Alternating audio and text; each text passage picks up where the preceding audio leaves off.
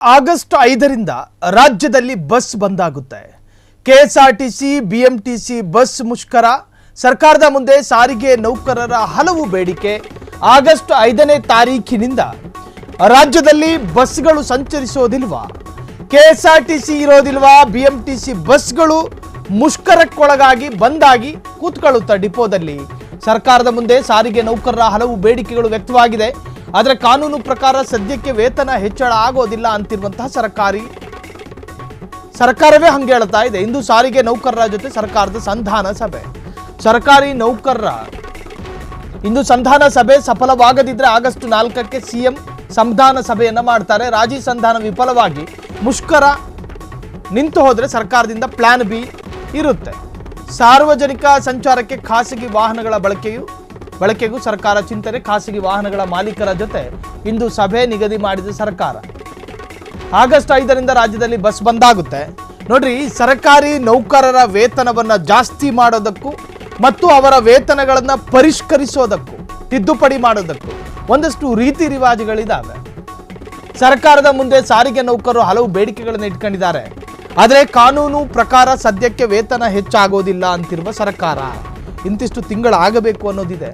ಇಂದು ಸಾರಿಗೆ ನೌಕರರ ಜೊತೆ ಸರ್ಕಾರದ ಸಂಧಾನ ಸಭೆ ನಡೆಯುತ್ತೆ. ಇಲ್ಲ ಸರ್ಕಾರ ಏನಾದರೂ ಸಂಧಾನ ಸಭೆ ಮಾಡಿ ಸರ್ಕಾರಿ ನೌಕರರ ವಿಶ್ವಾಸವನ್ನು ಗಿಟ್ಟಿಸಿಕೊಳ್ಳೋದಕ್ಕೆ ಸಾಧ್ಯ ಆಗದೇ ಇದ್ದರೆ ಪರಿಹಾರ ಏನು ಕೊಡೋದಿಲ್ಲ. ಖಾಸಗಿ ವಾಹನಗಳ ಜೊತೆ ಮಾತುಕತೆಯನ್ನು ಮಾಡುತ್ತೆ. ನೀವು ಬೇಕಾದರೆ ಮುಷ್ಕರ ಮಾಡ್ಕೊಳ್ಳಿ, ನಾವು ಖಾಸಗಿ ಬಸ್ಗಳನ್ನು ಓಡಿಸ್ತೀವಿ ಅಂಥೇಳಿ ಸರ್ಕಾರ ಆ ನಿರ್ಧಾರಕ್ಕೂ ಬರ್ಬೋದು. ಸೊ ಈಗ ಸರ್ಕಾರಿ ನೌಕರರ ಮುಂದಿರ್ತಕ್ಕಂಥ ಆಯ್ಕೆ ಏನು? ಒಂದೋ ಸರ್ಕಾರ ಮತ್ತು ಸಾರಿಗೆ ಇಲಾಖೆಯ ಮನವೊಲಿಸುವಂಥ ಪ್ರಯತ್ನ ಮಾಡೋದು, ಅಥವಾ ಮುಷ್ಕರವನ್ನು ಅತ್ಯಂತ ತೀವ್ರತೆಯಲ್ಲಿ ಮಾಡೋದು. ಬಿಎಂಟಿಸಿ ಕೆಎಸ್ಆರ್ಟಿಸಿ ಸಾರಿಗೆ ನಿಗಮಗಳು ಇಲ್ದಲೇ ಹೋದರೆ ಬೆಂಗಳೂರಲ್ಲಿ ಏನಾಗಬಹುದು? ಕಂಪನಿಗಳಿಗೆ ಕೆಲಸಕ್ಕೆ ಹೋಗುವಂಥ ಕಾರ್ಮಿಕರು. ಹಾಗಾಗಿನೇ ಅವರು ಆಗಸ್ಟ್ 5 ಆಯ್ಕೆ ಮಾಡ್ಕೊಂಡಿದ್ದಾರೆ ನೋಡಿ. ಸಾರಿಗೆ ನೌಕರರು ಥಿಕ್ಲಿ ಪಾಪ್ಯುಲೇಟೆಡ್ ಏರಿಯಾಗಳಲ್ಲಿ ಕಾರ್ಮಿಕರು ಮನೇಲಿ ಬಾಕಿ ಆದರೆ ಕಂಪನಿಗಳಲ್ಲಿ ಕೆಲಸ ಆಗಲ್ಲ, ಫ್ಯಾಕ್ಟ್ರಿಗಳಲ್ಲಿ ಮಿಷಿನ್ಗಳೇ ಚಾಲ್ತಿಗೆ ಬರಲ್ಲ. ಹೀಗೆಲ್ಲ ಇದ್ದಾಗ ಅವತ್ತಿನ ದಿನ ಸರ್ಕಾರಕ್ಕೆ ಕೋಟ್ಯಾಂತರ ರೂಪಾಯಿ ನಷ್ಟ ಆಗೋ ಸಾಧ್ಯತೆಗಳಿದ್ದಾವೆ. ಸರ್ಕಾರದ ಬೊಕ್ಕಸಕ್ಕೆ ಪೆಟ್ಟು ಬಿದ್ದರೆ ಆರ್ಥಿಕ ಸ್ಥಿತಿ ಅಧೋಗತಿಗೆ ತಲುಪುತ್ತೆ. ಸೊ ಸರ್ಕಾರಿ ನೌಕರರು ಒಂದಷ್ಟು ಬೇಡಿಕೆ ಇಟ್ಟಿದ್ದಾರೆ. ಅದನ್ನು ಈಡೇರಿಸೋದಕ್ಕೆ ಸಾಧ್ಯನಾ ಇಲ್ವಾ ಅನ್ನೋದು ಸಾರಿಗೆ ಇಲಾಖೆ ಸ್ಪಷ್ಟಪಡಿಸಬೇಕು. ಸಾರಿಗೆ ಇಲಾಖೆಗೆ ಸರ್ಕಾರ ಅಧಿಕೃತವಾಗಿ ಸಲಹೆಗಳನ್ನು ಕೊಡಬೇಕು. ಇನ್ನು ಒಂದು ವೇಳೆ ಮುಷ್ಕರ ಮಾಡಿಯೇ ತೀರ್ತೀವಿ ಅನ್ನೋ ನಿರ್ಧಾರಕ್ಕೆ ಏನಾದರೂ ಸಾರಿಗೆ ನೌಕರರೇನಾದರೂ ಬಂದರೆ ಸರ್ಕಾರ ಖಾಸಗಿ ಬಸ್ಗಳಿಗೆ, ಖಾಸಗಿ ವ್ಯಕ್ತಿಗಳಿಗೆ, ಅವರ ಡಿಮ್ಯಾಂಡ್ಗಳಿಗೆ ಸರ್ಕಾರ ಶರಣಾಗಬೇಕು. ಸರ್ಕಾರಿ ಬಸ್ಗಳು ಇಲ್ಲದಲೇ ಇದ್ದಾಗ ಖಾಸಗಿ ಬಸ್ಗಳು ರಾಜ್ಯದಲ್ಲಿ ಸಂಚರಿಸುವಂತೆ ಆಗಬೇಕು. ಇದು ಒಟ್ಟಾರೆ ಈ ಸಾರಿಗೆ ಬಂದ್ ಪ್ರಕರಣಕ್ಕೆ ಅಥವಾ ಆ ಒಂದು ವಿಚಾರಕ್ಕೆ ಸಂಬಂಧಪಟ್ಟಂತ ಒಂದಷ್ಟು ಅಪ್ಡೇಟ್ಸ್ಗಳು. ಬೆಂಗಳೂರು ಉಸ್ತುವಾರಿ ಸಚಿವರೇ, ಈ ಸ್ಟೋರಿಯನ್ನು ನೀವು ನೋಡಲೇಬೇಕು. ನಿಮ್ಮ ಇಲಾಖೆಯ ವ್ಯಾಪ್ತಿಯಲ್ಲಿ ಏನೆಲ್ಲ ನಡೀತಾ ಇದೆ, ಮಿಸ್ ಮಾಡದೆ ಈ ಸ್ಟೋರಿಯನ್ನು ಗಮನಿಸಿ. ಬೆಂಗಳೂರು ಉಸ್ತುವಾರಿ ಸಚಿವರೇ, ಈ ಸ್ಟೋರಿಯನ್ನು ನೀವು ಯಾವುದೇ ಕಾರಣಕ್ಕೂ ಮಿಸ್ ಮಾಡಿಕೊಳ್ಳಬಾರದು. ನಿಮ್ಮ ಇಲಾಖೆಯ ವ್ಯಾಪ್ತಿಯಲ್ಲಿ ಏನೆಲ್ಲ ನಡೀತಾ ಇದೆ ಅನ್ನೋದು ನಿಮ್ಮ ಗಮನಕ್ಕೆ ಬರಬೇಕಲ್ಲ. ಬೆಂಗಳೂರು ಜಲಮಂಡಳಿಯಲ್ಲಿ ಪೋಸ್ಟಿಂಗ್ ಹಗರಣ ಸದ್ದು ಮಾಡ್ತಾ ಇದೆ. BWSSBನಲ್ಲಿ ಅನರ್ಹ ಎಂಜಿನಿಯರ್ಗೆ ಇಂಜಿನಿಯರ್ ಇನ್ ಚೀಫ್ ಹುದ್ದೆಯೂ ಕೂಡ ಖಾತ್ರಿಯಾಗಿದೆ. ಜಲಮಂಡಳಿಯಲ್ಲಿ ಕಾಸು ಕೊಟ್ಟರೆ ಆಯಕಟ್ಟಿನ ಹುದ್ದೆ ಸಿಗುತ್ತಾ? ಹಾಗಾದ್ರೆ ದುಡ್ಡಿನ ಆಸೆಗೆ C&R ರೂಲ್ಸ್ ಮರೆತ್ರ ಜಲಮಂಡಳಿ ಸಿಇಒ ಹಾಗೂ ಅಧ್ಯಕ್ಷರು. ಚೀಫ್ ಇಂಜಿನಿಯರ್ ದಯಾಯತ್ಗೆ ಇಂಜಿನಿಯರ್ ಇನ್ ಚೀಫ್ ಹುದ್ದೆ ಸಿಕ್ಕಿದ್ದು ಹೇಗೆ? ಹುದ್ದೆ ನೀಡಿರೋ ಹಿಂದೆ ಕೋಟಿ ಡೀಲಿಂಗ್ ನಡೆದಿದೆಯಾ? ಹಾಗಾದ್ರೆ ಬೆಂಗಳೂರು ಉಸ್ತುವಾರಿ ಸಚಿವರೇ ನೋಡ್ರಿ, ಒಂದು ಸರ್ಕಾರಿ ಹುದ್ದೆಯನ್ನ ಕೊಡಬೇಕು ಅಂದ್ರೆ ಆ ವ್ಯಕ್ತಿಗೆ ಅನರ್ಹ ವ್ಯಕ್ತಿ ಆಗಿದ್ರೆ ಆತನಿಗೆ ಆ ಉದ್ಯೋಗವನ್ನು ಕೊಡಬೇಕು ಅಂತ ಹೇಳಿ C&R ಅನ್ನ ಪರಿಷ್ಕರಣೆ ಮಾಡೋದು ಅತ್ಯಂತ ಅಪರಾಧದ ಕೆಲಸ. C&R ಅನ್ನ ಹಂಗೆಲ್ಲ ಬದಲಾವಣೆ ಮಾಡೋದಕ್ಕೆ ಬರೋದಿಲ್ಲ. ಸೊ ಬೆಂಗಳೂರು ಜಲಮಂಡಳಿಯಲ್ಲಿ ಪೋಸ್ಟಿಂಗ್ ಹಗರಣ ಬಹಳ ಹಿಂದಿನಿಂದಲೂ ಕೂಡ ಸದ್ದಾಗ್ತಾ ಇದೆ. ನಿಯಮ ಗಾಳಿಗೆ ತೂರಿ ಅನರ್ಹ ಸಿಇಗೆ ಇಂಜಿನಿಯರ್ ಇನ್ ಚೀಫ್ ನೀಡಿ ಆದೇಶವನ್ನು ಹೊರಡಿಸಲಾಗಿದೆ. ಜಲಮಂಡಳಿ ಸಿಇಒ ಆದೇಶದಿಂದ ಅಧಿಕಾರಿಗಳಲ್ಲಿ ಭುಗಿಲೆದ್ದ ಅಸಮಾಧಾನ. ನಿಯಮದ ಪ್ರಕಾರ ಸೀನಿಯಾರಿಟಿ ಆಧಾರದ ಮೇಲೆ ಹುದ್ದೆಯನ್ನು ಲಭಿಸಬೇಕು ಅಥವಾ ಕೊಡಬೇಕು. ಆದರೆ ನಿಯಮಗಳ ಪ್ರಕಾರ ಇಂಜಿನಿಯರ್ ಇನ್ ಚೀಫ್ ಹುದ್ದೆಗೆ ದಲಾಯತ್ ಒಬ್ಬ ಅನರ್ಹನಾಗಿರ್ತಾನೆ. ಜಲಮಂಡಳಿಯಲ್ಲಿ ದಲಾಯತ್ಗೆ ಚೀಫ್ ಇಂಜಿನಿಯರ್ ಆಗಿ ಇನ್ನೂ 6 ತಿಂಗಳು ಆಗಿಲ್ಲ. ಬೆಂಗಳೂರು ಜಲಮಂಡಳಿಯಲ್ಲಿ ಪೋಸ್ಟಿಂಗ್ ಹಗರಣ ಸದ್ದು, ನಿಯಮ ಗಾಳಿಗೆ ತೂರಿ ಅನರ್ಹ ಸಿಇಗೆ ಇಂಜಿನಿಯರ್ ಇನ್ ಚೀಫ್ ನೀಡಿ ಆದೇಶ. ಜಲಮಂಡಳಿ ಸಿಇಒ ಆದೇಶದಿಂದ ಅಧಿಕಾರಿಗಳಲ್ಲಿ ಭುಗಿಲೆದ್ದ ಅಸಮಾಧಾನ. ನಿಯಮ ಪ್ರಕಾರ ಸೀನಿಯಾರಿಟಿ ನೋಡಿ ಆಧಾರದ ಮೇಲೆ ಹುದ್ದೆಯನ್ನು ಕೊಡಲಾಗುತ್ತೆ. ಆದರೆ ನಿಯಮಗಳ ಪ್ರಕಾರ ಇಂಜಿನಿಯರ್ ಇನ್ ಚೀಫ್ ಹುದ್ದೆಗೆ ದಲಾಯತ್ ಅನರ್ಹ, ಆದರೂ ಕೂಡ ಆತನಿಗೆ ಕೊಡಲಾಗಿದೆ. ಜಲಮಂಡಳಿಯಲ್ಲಿ ದಲಾಯತ್ ಚೀಫ್ ಇಂಜಿನಿಯರ್ ಆಗಿ ಇನ್ನೂ 6 ತಿಂಗಳಾಗಿಲ್ಲ. ಆದರೂ ಜಲಮಂಡಳಿಯಲ್ಲಿ ಇಂಜಿನಿಯರ್ ಇನ್ ಚೀಫ್ ಹುದ್ದೆ ಕೊಟ್ಟ ಆಡಳಿತ ಮಂಡಳಿ. 3-4 ವರ್ಷಕ್ಕಿಂತ ಹೆಚ್ಚು ಚೀಫ್ ಇಂಜಿನಿಯರ್ ಆಗಿ ಸೇವೆ ಸಲ್ಲಿಸಿರುವ 3 ಇದ್ದಾರೆ. ಸೀನಿಯಾರಿಟಿ ಪರಿಗಣನೆಗೆ ತೆಗೆದುಕೊಂಡಿಲ್ಲ, ಅನುಭವಗಳನ್ನು ಪರಿಗಣನೆಗೆ ತೆಗೆದುಕೊಂಡಿಲ್ಲ. C&R ಬದಲಾವಣೆ ಮಾಡಿ ಅನರ್ಹನಿಗೂ ಚೀಫ್ ಇಂಜಿನಿಯರ್ ಹುದ್ದೆಯನ್ನು ಕೊಡಲಾಗುತ್ತೆ ಅನ್ನುವುದಾದರೆ ನಿಜಕ್ಕೂ ಈ ಇಲಾಖೆಯ ಅಧಿಕಾರಿಗಳು ತನಿಖೆಗೆ ಒಳಪಡಬೇಕಾಗಿ ಬರುತ್ತೆ. ದಟ್ಟವಾದ ವಾಸನೆ ಬಡಿತಾ ಇದೆ, ಇಲ್ಲೇನೋ ಆಗಿದೆ. ಅನರ್ಹರಿಗೂ ಕೂಡ ಉನ್ನತ ಹುದ್ದೆ ಸಿಗುತ್ತೆ ಅನ್ನೋದಾದರೆ ನಿಜಕ್ಕೂ ಕೂಡ ಇದು ಆತಂಕಕಾರಿ ವಿಚಾರ. ಮಾಜಿ ಸಿಎಂ ಮಗ ಎಂದು ಎಸ್ಕಾರ್ಟ್ ಕೊಡೋದು ಮತ್ತು ರಾಜಾತಿಥ್ಯವನ್ನ ಕೊಡೋದು ಎಷ್ಟು ಸರಿ? ಪೊಲೀಸರ ಮೇಲೆ ಗರಂ ಆದ ಬಸವ ಕಲ್ಯಾಣದ ಶಾಸಕ ಶರಣು ಸಲಗಾರ್. ಮಾಜಿ ಸಿಎಂ ಮಗ ಎಂದು ಎಸ್ಕಾರ್ಟ್ ರಾಜಾತಿಥ್ಯ ಎಷ್ಟು ಸರಿ? ಪೊಲೀಸರ ಮೇಲೆ ಗರಂ ಆದ ಬಸವ ಕಲ್ಯಾಣದ ಶಾಸಕ ಶರಣು ಸಲಗಾರ್. ಶಿಷ್ಟಾಚಾರ ಅರ್ಥಾತ್ ಪ್ರೋಟೋಕಾಲ್ ಉಲ್ಲಂಘನೆ ವಿಚಾರವಾಗಿ ಕೆಡಿಪಿ ಸಭೆಯಲ್ಲಿ ಶಾಸಕರು ಗರಂ. ನಿಮ್ಮ ಸರ್ಕಾರದಲ್ಲಿ ಮಾಜಿ ಸಿಎಂ ಮಗನಿಗೆ ಇದೇನು ಸಿಸ್ಟಮ್ ಸರ್? ಶಾಸಕನಾದ ನನ್ನ ಹಿಂದೆ ಒಬ್ಬ ಹೋಮ್ ಗಾರ್ಡು ಕೂಡ ಇಲ್ಲ, ಬರೋದಿಲ್ಲ. ಆದರೆ ಪರಾಜಿತ ಅಭ್ಯರ್ಥಿ ವಿಜಯ್ ಸಿಂಗ್ ಮಾತ್ರ ರಾಜ ಮರ್ಯಾದೆ ಕೊಡ್ತಿರಲ್ಲ ನೀವು, ಹೆಂಗೆ? ಪರಾಜಿತ ಅಭ್ಯರ್ಥಿಗೆ ಆ ರೀತಿ ಆದರೆ ನಮ್ಮ ಮರ್ಯಾದೆ ಉಳಿಯುತ್ತಾ ಸರ್? ಬೀದರ್ ಉಸ್ತುವಾರಿ ಸಚಿವ ಈಶ್ವರ್ ಖಂಡ್ರೆಗೆ ಪ್ರಶ್ನೆ ಮಾಡಿದ ಸಲಗಾರ್. ಏನಾದರೂ ಇದ್ರೆ ಬರವಣಿಗೆಯಲ್ಲಿ ಕೊಡಿ, ಕ್ರಮ ಕೈಗೊಳ್ತೀವಿ ಎಂದ ಸಚಿವ ಖಂಡ್ರೆ. ಮಾಜಿ ಸಿಎಂ ಮಗ ಎಂದು ಎಸ್ಕಾರ್ಟ್ ಕೊಡೋದೆಷ್ಟು ಸರಿ? ನೋಡಿ, ಇದು ಕೇಳಲೇಬೇಕಾದಂಥ ಪ್ರಶ್ನೆ. ಇದರಲ್ಲಿ ಯಾವ ವ್ಯತ್ಯಾಸನೂ ಇಲ್ಲ. ಸಿಎಂ ಮಗ, ಪ್ರಧಾನಿ ಮೊಮ್ಮಗ ಅಂತೇಳಿ ಏನು ಕೊಡೋದಕ್ಕಾಗಲ್ಲ. ಸೊ ಆ ಒಂದು ವಾಗ್ವಾದ ನೋಡ್ಕೊಂಡು ಬರೋಣ.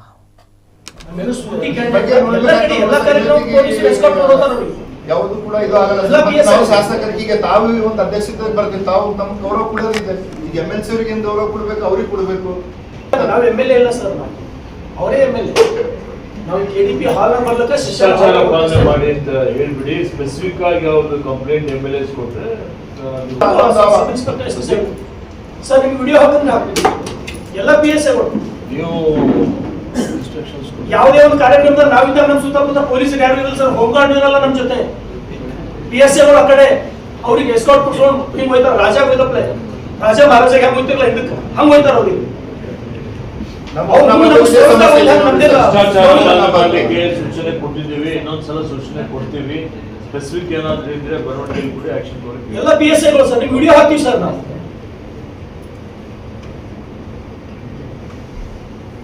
ಇದೇ ಶಿಷ್ಟಾಚಾರದ್ದು ಜುಡಿಷಿಯಲ್ ಬಿಟ್ಟು ಮಂಟಾಳ ಸರ್ ನಿಮ್ಮ ಫೋಟೋ ಹಾಕಿ ಅವ್ರ ಜೊತೆ ಹೋಗೋದು. ಹಿಂದಕ್ಕೆ ಯಾಕೆ ರಾಜ್ಯರಿಗೆ ಕರ್ಕೊಂಡು ಹೋಗ್ತಿರಲ್ಲ ಸರ್ ಅವ್ರಿಗೆ?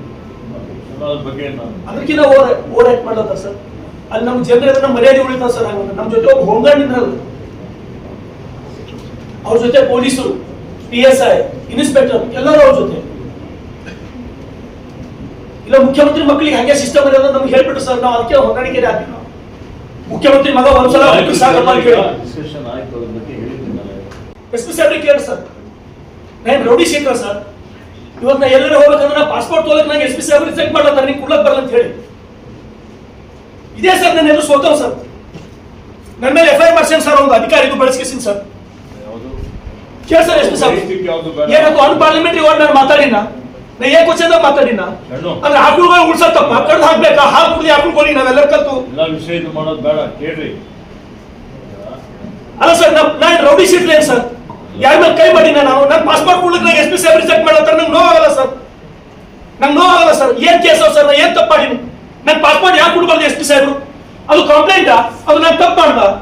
ಅದ್ರ ಆಕಳುಗಳಿಗೆ ಎಲ್ಲರ ಕಲ್ತು ಕಡ್ದು ಹಾಕಮ್ಮ ನಾವು. ನೋಡಿ ಶರಣು, ಈಗ ಈಗ ಅಷ್ಟು ಎಮೋಷನಲಿ ಮಾತಾಡೋ ಅವಶ್ಯಕತೆ ಇಲ್ಲ. ಅದೇನೇ ಪರ್ಸನಲ್ ವಿಷಯಗಳಿದ್ರೆ ರಿಕ್ವೆಸ್ಟ್ ಮಾಡೋದು ಚೇಂಬರ್ ಚರ್ಚೆ ಮಾಡೋಣ. SP ಅವ್ರಿಗೆ ಸರ್ ಹೇಳ್ತಲ್ಲ, ವೈಯಕ್ತಿಕ ವಿಚಾರಗಳಿದ್ರೆ ನಾವು 4 ಅಯ್ಯೋ. ಬೆಂಗಳೂರು ನಗರ ಡಿಸಿ ಜಗದೀಶ್ಗೆ ಲೋಕಾಯುಕ್ತ ಸಮನ್ಸ್ ಇಶ್ಯೂ ಆಗಿದೆ. ಪಾರ್ಕ್ ಜಾಗ ಗ್ರಾಮ ಪಂಚಾಯತ್ಗೆ ಮಂಜೂರು ಮಾಡಿದ ಆರೋಪ ಲೋಕಾಯುಕ್ತ ಕಚೇರಿಗೆ ಖುದ್ದು ಆಗಮಿಸಿ ವಿವರಣೆ ನೀಡುವಂತೆ ಸೂಚನೆಯನ್ನು ಕೊಡಲಾಗಿದೆ. ಬೆಂಗಳೂರು ನಗರ ಡಿಸಿ ಜಗದೀಶ್ಗೆ ಲೋಕಾಯುಕ್ತ ಸಮನ್ಸ್ ಅನ್ನ ಕೊಟ್ಟಿದೆ. ಪಾರ್ಕ್ ಜಾಗ ಗ್ರಾಮ ಪಂಚಾಯತ್ಗೆ ಮಂಜೂರು ಮಾಡಿದ ಆರೋಪ ಲೋಕಾಯುಕ್ತ ಕಚೇರಿಗೆ ಖುದ್ದು ಆಗಮಿಸಿ ವಿವರಣೆಯನ್ನು ಕೊಡಬೇಕು, ಅರ್ಥಾತ್ ಕ್ಲಾರಿಟಿ ಕೊಡಬೇಕು. ದೊಡ್ಡಗುಬ್ಬಿ ಗ್ರಾಮ 3.16 ಎಕರೆ ಉದ್ಯಾನಕ್ಕೆ ಬಳಸುವಂತೆ ಹೈಕೋರ್ಟ್, ಆದರೆ ಆದೇಶ ರದ್ದುಗೊಳಿಸಿ ದೊಡ್ಡಗುಬ್ಬಿ ಗ್ರಾಮ ಪಂಚಾಯತಿಗೆ ಹಸ್ತಾಂತರಿಸಲು ಡಿಸಿ ಆದೇಶ. ಈ ಸಂಬಂಧ ವರದಿ ನೀಡುವಂತೆ ಲೋಕಾಯುಕ್ತ 4 ಬಾರಿ ನೋಟಿಸ್ ಅನ್ನು ಕೊಟ್ಟಿದೆ. ಈ ಪ್ರಕರಣ ಸಂಬಂಧ ಡಿಸಿ ಖುದ್ದು ವಿವರಣೆ ನೀಡುವಂತೆ ತಾಕೀತು ಕೂಡ ಮಾಡಿದೆ. ವಿವರಣೆ ನೀಡದಿದ್ರೆ ವಾರೆಂಟ್ ಜಾರಿ ಎಚ್ಚರಿಕೆ. ಬೆಂಗಳೂರು ನಗರ ಡಿಸಿ ಜಗದೀಶ್ಗೆ ಲೋಕಾಯುಕ್ತ ಸಮನ್ಸ್.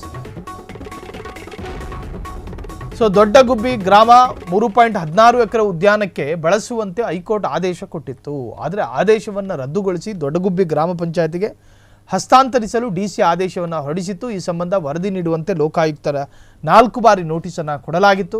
ಈ ಪ್ರಕರಣ ಸಂಬಂಧ ಡಿಸಿ ಖುದ್ದು ವಿವರಣೆಯನ್ನು ನೀಡುವಂತೆ ತಾಕೀತನ್ನು ಮಾಡಲಾಗಿದೆ. ವಿವರಣೆ ನೀಡದಿದ್ದರೆ ವಾರೆಂಟ್ ಜಾರಿ ಎಚ್ಚರಿಕೆಯನ್ನು ಕೂಡ ಕೊಡಲಾಗಿರುವಂತಹದ್ದು. ಈಗ ಡಿಸಿ ಪ್ರಾಥಮಿಕ ಎನ್ಕ್ವೈರಿಗೆ ಒಳಪಟ್ಟು ಸಂಬಂಧಪಟ್ಟಂತಹ ದಾಖಲೆ ಸಮರ್ಥನೀಯವಾದಂಥ ಉತ್ತರವನ್ನು ಕೊಡದೇ ಹೋದರೆ ಬಂಧನ ಆಗೋ ಸಾಧ್ಯತೆಗಳು ಕೂಡ ಈ ಪ್ರಕರಣದಲ್ಲಿ ಇದ್ದಾವೆ. ಈ ಬಿಗ್ ಬಾಸ್ ಖ್ಯಾತಿಯ ರಕ್ಷಕ್ ಬುಲೆಟ್ ಮತ್ತೊಂದು ಎಡವಟ್ಟನ್ನು ಮಾಡಿಕೊಂಡಿದ್ದಾನೆ. ಯುವಕನ ಕಾಲು ಮುರಿಯಲು ಕಾರಣರಾದ ರಕ್ಷಕ್ ಬುಲೆಟ್, ಈತನದು ದಿನಕ್ಕೊಂದೊಂದು ಕತೆ. ಬಿಗ್ ಬಾಸ್ ಖ್ಯಾತಿಯ ರಕ್ಷಕ್ ಬುಲೆಟ್ ಮತ್ತೊಂದು ಅವಾಂತರವನ್ನು ಮಾಡಿಕೊಂಡಿದ್ದಾನೆ. ಯುವಕನ ಕಾಲು ಮುರಿಯಲು ಕಾರಣರಾದ ರಕ್ಷಕ್ ಬುಲೆಟ್ ಹಾಗಾದ್ರೆ ಏನು ಮಾಡ್ದ? ರಕ್ಷಕ್ ಬುಲೆಟ್ ಕಾರು ಬೈಕರ್ಗೆ ಡಿಕ್ಕಿ ಹೊಡೆದು ಅನಾಹುತ ಮಾಡ್ಕೊಂಡಿದ್ದಾನೆ. ಅಜಾಗರೂಕತೆಯಿಂದ ಕಾರು ಚಲಾಯಿಸಿದ ರಕ್ಷಕ್ ಬುಲೆಟ್ ಅಪಘಾತದ ತೀವ್ರತೆಗೆ ಯುವಕನ ಎಡಗಾಲಿನ ಮೂಳೆ ಮುರಿತ. ಈ ಮಂಗುಗಳಿಗೆ ಅದೇನಾಗಿದೆಯೋ. ಬೈಕ್ ಸವಾರ ವೇಣುಗೋಪಾಲ ಕಾಲು ಮುರಿದು ಅನಾಹುತ. ಮಾನ್ಯತಾ ಟೆಕ್ ಪಾರ್ಕ್ನ ಶಿವಣ್ಣ ತಿರುವಿನಲ್ಲಿ ಅಪಘಾತ ನಡೆದಿದೆ. ಆತ ಹೆಬ್ಬಾಳ ಬಳಿಯ ಖಾಸಗಿ ಆಸ್ಪತ್ರೆಗೆ ಗಾಯಾಳು ದಾಖಲು. ಆತನ ಪ್ರತಿ ವಿಡಿಯೋ ನೋಡಿ, ಆತ ಬಲಗಡೆಗೆ ಸ್ಟೇರಿಂಗ್ ತಿರುಗಿಸ್ಬೇಕಾದ್ರೂ ಆತನದು ರೀಲ್ಸ್ಗಳು ಆನ್ ಆಗಿರ್ತವೆ. ಕ್ಯಾಮ್ರಾ ನೋಡ್ಕೊಂಡು ಡ್ರೈವಿಂಗ್ ಮಾಡಿದ್ದೇ ಆದರೆ ಆತನಿಗೆ ಕಠಿಣವಾದಂಥ ಶಿಕ್ಷೆ ಆಗಬೇಕು. ಆತನ ಪ್ರತಿ ರೀಲ್ಸಲ್ಲೂ ಹೆಣ್ಣೂರು ಸಂಚಾರ ಪೊಲೀಸ್ ಠಾಣೆ ಪೊಲೀಸರಿಂದ ತನಿಖೆ ಆಗ್ತಾ ಇದೆ. ಬಿಗ್ ಬಾಸ್ ಖ್ಯಾತಿಯ ರಕ್ಷಕ್ ಬುಲೆಟ್ ಮತ್ತೊಂದು ಎಡವಟ್ಟನ್ನು ಮಾಡ್ಕೊಂಡಿದ್ದಾನೆ. ಆತನ ದಿನನಿತ್ಯದ ಎಲ್ಲ ಆಕ್ಟಿವಿಟೀಸ್ ಕೂಡ ರೀಲ್ಸ್ಗಳಲ್ಲಿ ಬರ್ತಾ ಇರುತ್ತೆ. ಆತ ಡ್ರೈವಿಂಗ್ ಮಾಡೋದು, ಆತ ತಿಂಡಿ ತಿನ್ನೋದು, ಆ ಇಡ್ಲಿಗೆ ಸ್ಪೂನ್ನಿಂದ ಚುಚ್ಚೋದು, ಇವೆಲ್ಲವೂ ಕೂಡ ಆತನ ರೀಲ್ಸ್ಗಳಲ್ಲಿ ಅಪ್ಡೇಟ್ ಮಾಡ್ತಾ ಇರ್ತಾನೆ. ನಿನ್ನ ರೀಲ್ಸ್ ತೆವಲಿಗೆ ಕಂಡವ್ರ ಮಕ್ಕಳ ಕೈಕಾಲು ಮುರಿಯೋದ, ಹಿಂಗಂತ ಚರ್ಚೆಗಳಾಗ್ತಾ ಇದೆ. ಬಟ್ ಇದು ಯಾವ ಕಾರಣಕ್ಕೋಸ್ಕರ ಅಜಾಗರೂಕತೆ ಎಂದು ಹೇಳಲಾಗ್ತಾ ಇದೆ. ಡ್ರೈವಿಂಗು ಮಾಡಬೇಕಾದ್ರೆ ಒಂದು ತರಹದಲ್ಲಿ ರೀಲ್ಸ್ ನೋಡೋದು, ಮೊಬೈಲ್ ಬಳಕೆ ಮಾಡೋದು, ಇವ್ಯಾವುದಾದ್ರೂ ಕಾರಣಗಳಾಗಿತ್ತಾ, ಈ ಕಾರಣಗಳು ಇದೆಯಾ ಎನ್ನುವಂಥದ್ದು ಪೊಲೀಸರು ತನಿಖೆ ಮಾಡಬೇಕು. ಬಿಗ್ ಬಾಸ್ ಖ್ಯಾತಿಯ ರಕ್ಷಕ್ ಬುಲೆಟ್ ಮತ್ತೊಂದು ಎಡವಟ್ಟನ್ನು ಮಾಡಿಕೊಂಡಿರುವಂತಹದ್ದು. ಯುವಕನ ಕಾಲು ಮುರಿಯಲು ಕಾರಣರಾದ ರಕ್ಷಕ್ ಬುಲೆಟ್ ಕಾರು ಬೈಕರಿಗೆ ಡಿಕ್ಕಿ ಹೊಡೆದು ಅನಾಹುತ ಸಂಭವಿಸಿದೆ. ಅಜಾಗರೂಕತೆಯಿಂದ ಕಾರು ಚಲಾಯಿಸಿದ ರಕ್ಷಕ್ ಬುಲೆಟ್ ಅಪಘಾತದ ತೀವ್ರತೆಗೆ ಯುವಕನ ಎಡಗಾಲಿನ ಮೂಳೆ ಮುರಿತಗೊಂಡಿದೆ. ಬೈಕ್ ಸವಾರ ವೇಣುಗೋಪಾಲ್ ಕಾಲು ಮುರಿದು ಅನಾಹುತ. ಮಾನ್ಯತಾ ಟೆಕ್ ಪಾರ್ಕ್ನ ಶಿವಣ್ಣ ತಿರುವಿನಲ್ಲಿ ಅಪಘಾತವೊಂದು ಸಂಭವಿಸಿದೆ. ಹೆಬ್ಬಾಳ ಬಳಿಯ ಖಾಸಗಿ ಆಸ್ಪತ್ರೆಗೆ ಗಾಯಾಳುವನ್ನು ದಾಖಲು ಮಾಡಲಾಗಿದೆ. ಶಿಡ್ಲಘಟ್ಟ ಮೂಲದ ಯುವಕ ವೇಣುಗೋಪಾಲ್ ಈಗ ಆಸ್ಪತ್ರೆಗೆ ಸೇರಿರುವಂತಹದ್ದು. ಬೆಂಗಳೂರಿನಲ್ಲಿ ಕೆಲಸ ಮಾಡಿಕೊಂಡಿದ್ದ ವೇಣುಗೋಪಾಲ ಹೆಣ್ಣೂರು ಸಂಚಾರ ಪೊಲೀಸ್ ಠಾಣೆ ಪೊಲೀಸರಿಂದ ತನಿಖೆ ಪ್ರಾರಂಭಗೊಂಡಿದೆ. ಮೊನ್ನೆಯಷ್ಟೇ ಪ್ರಥಮನನ್ನ ಬೆದರಿಕೆ ಹಾಕಿದ್ರು ಒಂದು ಗ್ಯಾಂಗ್ ಎನ್ನುವಂತಹ ಆ ಗ್ಯಾಂಗ್ನಲ್ಲಿ ರಕ್ಷಕ್ ಬುಲೆಟ್ ಕೂಡ ಇದ್ದ ಅಂತ ಪ್ರಥಮ ಆರೋಪ ಮಾಡಿದ್ರು. ಆ ಚರ್ಚೆ, ಆ ಆರೋಪ ಮಾಸುವ ಮುನ್ನವೇ ಮತ್ತೊಂದು ಪ್ರಕರಣದಲ್ಲಿ ರಕ್ಷಕ್ ಬುಲೆಟ್ನ ಹೆಸರು ತಳುಕು ಹಾಕಿಕೊಂಡಿದೆ. ಹಾಗಾದರೆ ಹೆಬ್ಬಾಳ ಆಸ್ಪತ್ರೆಯಲ್ಲಿ ಈಗಾಗಲೇ ಗಾಯಾಳುವನ್ನು ದಾಖಲು ಮಾಡಲಾಗಿದೆ. ಆತನಿಗೆ ಟ್ರೀಟ್ಮೆಂಟ್ ಸಿಗ್ತಾ ಇದೆ. ಆದರೆ ಆತನ ಆರೋಗ್ಯ ಸ್ಥಿತಿ ಈಗ ಹೇಗಿದೆ ಎನ್ನುವಂತಹದ್ದು ಇನ್ನು ಮಾಹಿತಿ ಲಭ್ಯ ಆಗಬೇಕು ಅಷ್ಟೆ. ಕೆಟ್ಟ ಮೆಸೇಜ್ ಅರ್ಥಾತ್ ಕೊಳಕು ಮೆಸೇಜ್ ಹಾಕ್ತಿದ್ದ ದರ್ಶನ್ ಫ್ಯಾನ್ಸ್ ಅರೆಸ್ಟ್ ಆಗಿದ್ದಾರೆ. ನಟಿ ರಮ್ಯಾಗೆ ಅಶ್ಲೀಲ ಕಾಮೆಂಟ್, ಇಬ್ಬರ ಬಂಧನವಾಗಿದೆ.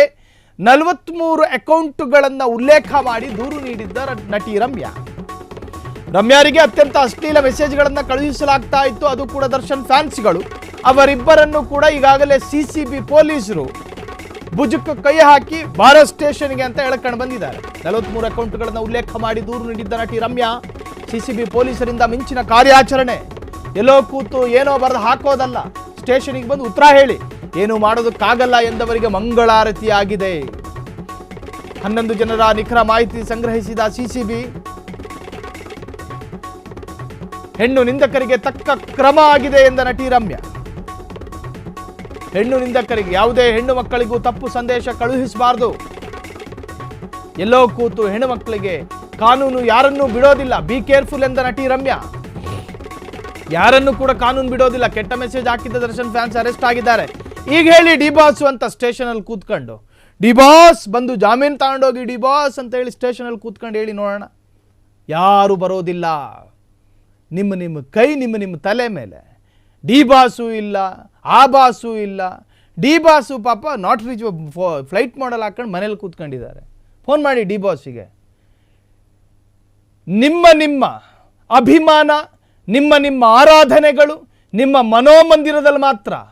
ನಿಮ್ಮ ಮನೋಮಂದಿರದಲ್ಲಿ ಅದನ್ನು ಅಲ್ಲಿ ಡಿ ಬಾಸ್ದು ಬೇಕಾದರೆ ಟ್ಯಾಟೋ ಹಾಕ್ಕೊಳ್ಳಿ, ಇಲ್ಲ ಇನ್ನೊಬ್ರದ್ದು ಬೇಕಾದರೆ ಹಾಕ್ಕೊಳ್ಳಿ, ಯಾರು ಕೇಳೋದಿಲ್ಲ. ಆದರೆ ಮತ್ತೊಂದು ಹೆಣ್ಣು ಮಕ್ಕಳ PMಗೆ ಹೋಗಿ ಆಕೆಯನ್ನು ನಿಂದಿಸೋದಕ್ಕೆ ರೈಟ್ಸ್ ಯಾರು ಕೊಟ್ಟಿದ್ದು ನಿಮಗೆ?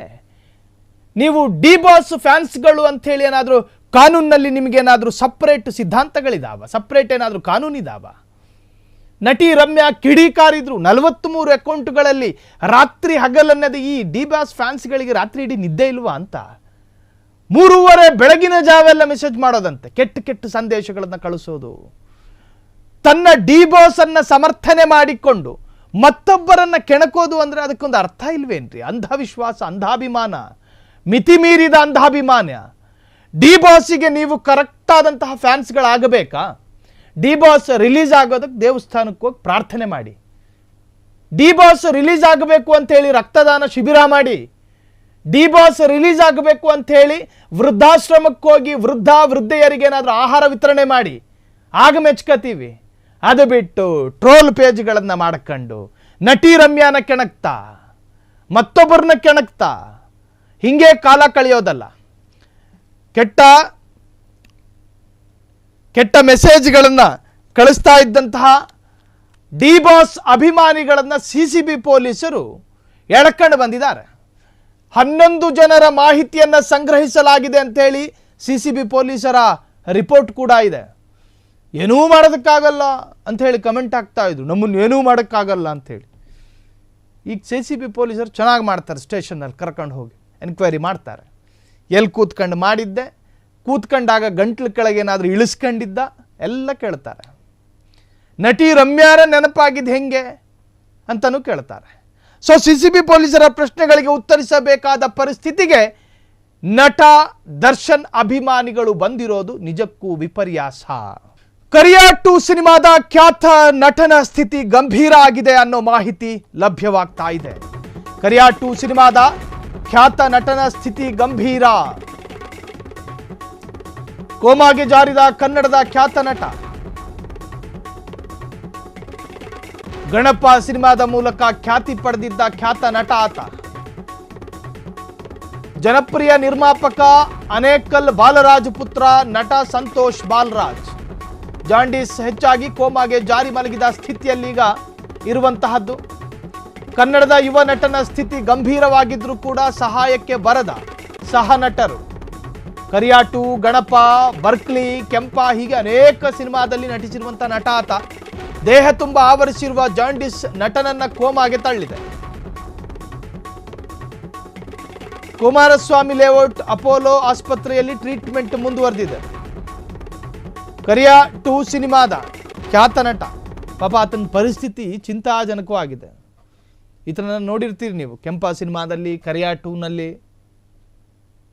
ಹೀಗೆ ಅನೇಕ ಕನ್ನಡದ ಸಿನಿಮಾಗಳಲ್ಲಿ ಸಣ್ಣ ಪುಟ್ಟ ಪಾತ್ರಗಳಿಂದ ಕನ್ನಡ ಸಿನಿಮಾಗೆ ಎಂಟ್ರಿ ಕೊಟ್ಟು ನಟನಾಗಿ ಗಣಪ ಸಿನಿಮಾದ ಮೂಲಕ ಖ್ಯಾತಿಯನ್ನು ಪಡೆದು ಈಗ ಸಂಪೂರ್ಣ ಆತನ ದೇಹದ ತುಂಬೆಲ್ಲ ಜಾಂಡೀಸ್ ಆವರಿಸ್ಕೊಂಡು ಅದಾದ ನಂತರ ಕೋಮಾದ ಸ್ಥಿತಿಗೆ ಈಗ ಬಂದಿರತಕ್ಕಂತಹದ್ದು ನಟ. ಈತನ ಈ ಸ್ಥಿತಿಯನ್ನು ಕಂಡು ಸಹನಟರು ಕೂಡ ಯಾರೂ ಸ್ಪಂದಿಸ್ತಾ ಇಲ್ಲ ಎನ್ನುವಂತಹದ್ದು ಮತ್ತೊಂದು ಆಘಾತಕಾರಿ ಸುದ್ದಿ.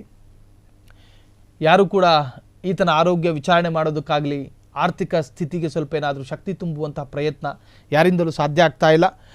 ಈಗ ಈತನನ್ನು ಕುಮಾರಸ್ವಾಮಿಯ ಲೇಔಟ್ನ ಅಪೋಲೋ ಆಸ್ಪತ್ರೆಯಲ್ಲಿ ಟ್ರೀಟ್ಮೆಂಟಿಗೆ ದಾಖಲು ಮಾಡಲಾಗಿದೆ. ಇನ್ನು ಸಹನಟರು ಯಾರಾದರೂ ಈತನನ್ನು ನೋಡೋದಕ್ಕೆ ಸಾಧ್ಯ ಆದರೆ ಆ ಆಸ್ಪತ್ರೆಗೆ ಹೋಗಿ ನೋಡಬಹುದು. ಕೋಮಾಗೆ ಜಾರಿರ್ತಕ್ಕಂತಹ ನಟ ಪಾಪ ಕನ್ನಡದಲ್ಲಿ ಹೆಸರು ಮಾಡಬೇಕು, ಕನ್ನಡ ಸಿನಿಮಾದಲ್ಲಿ ಹಿಟ್ ಆಗಬೇಕು, ಕ್ಲಿಕ್ ಆಗಬೇಕು ಅಂಥೇಳಿ 10 ಕನಸುಗಳನ್ನು ಕಟ್ಟಿಕೊಂಡು ಕನ್ನಡ ಸಿನಿಮಾಗೆ ಎಂಟ್ರಿ ಕೊಟ್ಟಿದ್ದ ಜನಪ್ರಿಯ ನಿರ್ಮಾಪಕ ಆನೇಕಲ್ ಬಾಲರಾಜ್ ಪುತ್ರ ನಟ ಸಂತೋಷ್ ಬಾಲರಾಜ್ ಸ್ಥಿತಿ ಇವತ್ತು ಗಂಭೀರವಾಗಿದೆ.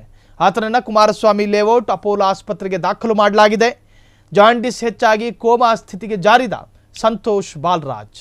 ಕ್ಷಣ ಕ್ಷಣದ ಸುದ್ದಿಗಳಿಗಾಗಿ ಫ್ರೀಡಂ ಟಿವಿ ಸಬ್ಸ್ಕ್ರೈಬ್ ಮಾಡಿ, ಲೈಕ್ ಮಾಡಿ ಹಾಗೂ ಫಾಲೋ ಮಾಡಿ.